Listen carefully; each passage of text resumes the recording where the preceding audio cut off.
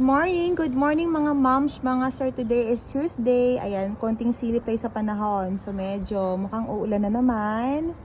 So ayan, tayo ay magluluto ngayon. So ayan, dahil meron pa akong toge pala. Ayan, buti okay pa siya. So ayan, may toge tayo mga moms, mga sir. And then yan lang, sibuyas at wala akong kamatis, ubos na pala. So at yung natira kong beef steak kahapon, meron so yun na isasahog natin sa ating toge. Ginisa na toge. So, ayan. Let's start na mga moms, mga sir sa pagluluto. Sayang naman kasi diba pag hindi natin to gamitin ulit. Pwede naman siyang isahog. Alright. So, unahin natin ang ating bawang. Para, ayan. Bawang muna. Tapos, isunod na natin agad ang ating sibuyas. Para hindi masunog ang ating bawang. Gisa-gisa. Sutay-sutay. Dahil medyo luto na siya, so ilagay na natin ang ating natirang beef steak o leftover natin beef steak kahapon. Pwede pa naman siyang gamitin mga moms. Diba? Mga sir.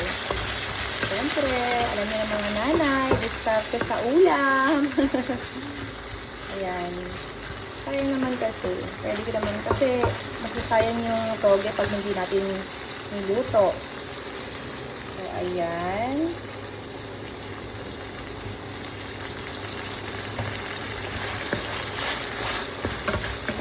So, maanghang pa rin siya. Togeng maanghang. Mas maanghang ating beef steak kahapon. Hindi na ubos. Kasi diba, sauce pa lang ng beef steak. Alam niyo na mga moms, mga sir, ulam na agad. Kaya hindi ko siya talaga naubos. So after this, ilalagay natin ang ating toge. So ayan ang ating toge. Konting halo. Diba, nahalo na natin mga moms, mga sir, ang ating beef steak na may toge. O toge na may beef steak.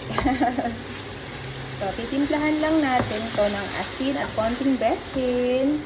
And then, yes, ready to eat na. Napagsaing na rin ako kakaluto lang mga moms, mga sir. So, ayan mga moms, nilagyan ko ng konting tubig.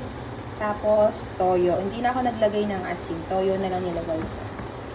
And konting betchin para ako may lasa. Alright, konting simmer lang. And then, ready na. Lasang-lasang na at gutom na. Last kong kain kahapon pa. Dahil yarn. Konti. Ayan, anghang-anghang na toge na may beef steak or beef steak na may toge. Alin ba dyan? Toge na lang na may beef steak. So, ayan siya mga moms, mga sir. Konting-konti na lang, lutong-luto. Madali lang na maluto. Kaso nga lang, inanaan ko lang yung apoy. So, this is it mga moms, mga sir. Luto na po siya ang aking toge with beef steak or leftover na beef steak. Alright. Thank you for watching po. Happy Tuesday everyone. Again, stay safe. And God bless everyone. Bye for now. Lunch na po.